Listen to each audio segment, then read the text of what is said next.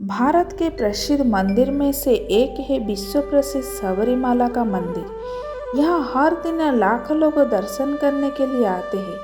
हाल ही में supreme court ने सबरीमाला मंदिर में महिलाओं के प्रवेश पर लगा प्रतिबंध हटा दिया है। करीब 800 साल पुराना इस मंदिर में ये मान्यता पिछले काफ़ी समय से चल रही थी कि महिलाओं को मंदिर में प्रवेश न करने दिया जाए। इसके कुछ कारण बताए गए थे। आओ जानते हैं इस मंदिर के इतिहास और स्थिति के बारे में। भगवान अयप्पा के पिता शिव और माता मोहिनी है। विष्णु का मोहिनी रूप देखकर भगवान शिव का वीर्यपात हो गया था। उनके वीर्य को पारद कहा गया और उनके वीर्य से ही बाद में कस्तव नामक पुत्र का जन्म हुआ, जिन्हें दक्षिण भारत में अयप्पा कहा गया है। शिव और विष्णु से उत्पन्न होने के कारण उनको हरिहर पुत्र कहा जाता है। इनके अलावा भगवान अयप्पा को अयप्पन, शास्ता, मणिकांता नाम से भी जाना जाता है। इनके दक्षिण भारत में कई मंदिर हैं। उन्हीं में से एक प्रमुख मंदिर है सबरीमाला। इसे दक्षिण का तीर्थस्थल भी कहा जाता है। धार्मिक कथा के मुताबिक समुद्र मंथन के दौरान भोलेनाथ भगवान विष्णु के मोहिनी रूप पर मोहित हो गए थे और इसी के प्रभाव से एक बच्चे का जन्म हुआ, जिसे उन्होंने पंपा नदी के तट पर छोड़ दिया। इस दौरान राजा राजशेखर ने उन्हें 12 साल तक पाला। बाद में अपनी माता के लिए शेरनी का दूध लाने जंगल गए। अयप्पा ने राक्षसी महिषी का भी वध किया। अयप्पा के बारे में किंवदंती है कि उनके माता पिता ने उनकी गर्दन के चारों ओर एक घंटी बांधकर उन्हें छोड़ दिया था।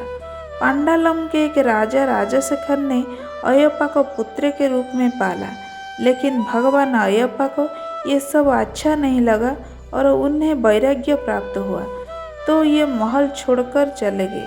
कुछ पुराणों में अयप्पा स्वामी को शास्ता का अवतार माना जाता है। भारतीय राज्य केरल में सबरीमाला में अयप्पा स्वामी का प्रसिद्ध मंदिर है, जहां विश्व भर से लोग शिव के इस पुत्र के मंदिर में दर्शन करने के लिए आते हैं। इस मंदिर के पास मकर संक्रांति की रात घने अंधेरे में रह रहकर यहाँ तक ज्योति दिखती है। इस ज्योति के दर्शन के लिए दुनिया भर से करोड़ों श्रद्धालु हर साल आते हैं। सबरीमाला का नाम सबरी के नाम पर पड़ा है।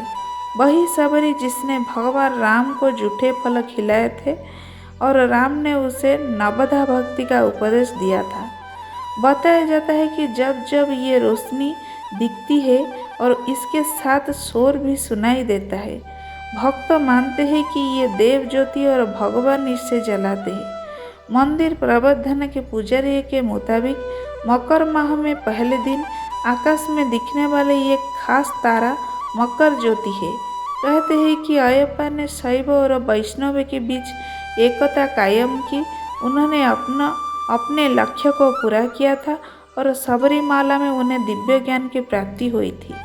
यह मंदिर पश्चिम घाटी में पहाड़ियों की श्रृंखला सह्याद्री के बीच में स्थित है। घने जंगलों, ऊंची पहाड़ियाँ और तरह तरह की जानवर को पार करके यहाँ पहुँचना होता है, इसलिए यहाँ अधिक दिनों तक कोई ठहरता नहीं है। यहाँ आने का एक खास मौसम और समय होता है। जो लोग यहाँ तीर्थ यात्रा के उद्देश्य से आते हैं और उन्हें 41 दिन का कठिन व्रतम का पालन करना होता है। तीर्थ यात्रा में श्रद्धालुओं को ऑक्सीजन से लेकर प्रसाद के प्रीपेड कूपन तक उपलब्ध कराई जाती है। दरअसल मंदिर 9 से 14 मीटर की ऊंचाई पर है और केवल पैदल ही वहां पहुंच जा सकता है। एक अन्य कथा के अनुसार पांडालम के राजा राजशेखर ने अयप्पा को पुत्र के रूप में गोद लिया, लेकिन भगवान अयप्पा को ये सब कुछ अच्छा नहीं लगा और वो महल छोड़कर चले गए। आज भी ये पता है कि हर साल मकर संक्रांति अवसर पर पांडालम राजमहल से अयप्पा के आभूषणों को सिंदूक में रखकर एक भव्य शोभा यात्रा निकल जाती है, जो 90 किलोमीटर की यात्रा तय करने 3 दिन में सबरीमाला पहुंचती है। कहा जाता है कि इस दिन यहाँ एक निराली घटना होती है। पहाड़ी की कांतामाला चोटी पर असाधारण चमक वाली ज्योति दिखलाई देती है। 15 नवंबर का मंडलम और 14 जनवरी की मकर बिलक्यू ये सबरीमाला के प्रमुख उत्सव है। मलयालम पंचांग के पहले 5 दिनों और विष्णु माह यानी अप्रैल में ही इस मंदिर की पट खोले जाती है। इस मंदिर में सभी जाति के लोग जा सकते हैं, लेकिन 10 साल से 50 साल की उम्र की महिला को प्रवेश पर मनाही है। सबरीमाला में स्थित इस मंदिर प्रबंधन का कार्य इस समय त्रावणकर और देवस्वम बोर्ड दिखती है। चारों तरफ से पहाड़ियों से घिरा हुआ यह मंदिर केरला की राजधानी तिरुवनंतपुरम से 175 किलोमीटर दूर पहाड़िया पर स्थित है। इस मंदिर तक पहुंचने के लिए 18 पावन सीढ़ियों को पार करना पड़ता है, जिनके अलग अलग अर्थ भी बताए गए हैं।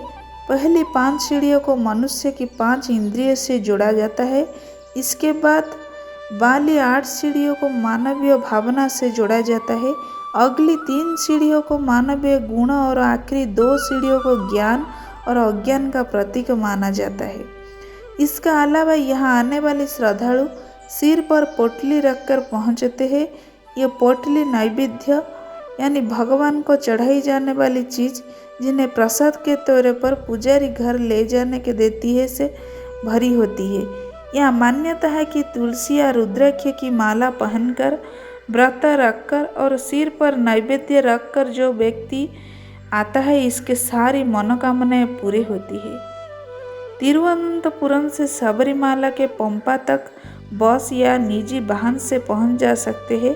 पंपा से पैदल जंगल के रास्ते 5 किलोमीटर पैदल चलकर 1535 फीट ऊंचाई पहाड़ियों पर चढ़कर सबरीमाला मंदिर से अयप्पा के दर्शन प्राप्त होते हैं। रेल से आने वाले यात्रियों के लिए कोट्टयम या चेगनूर रेलवे स्टेशन नज़दीक है।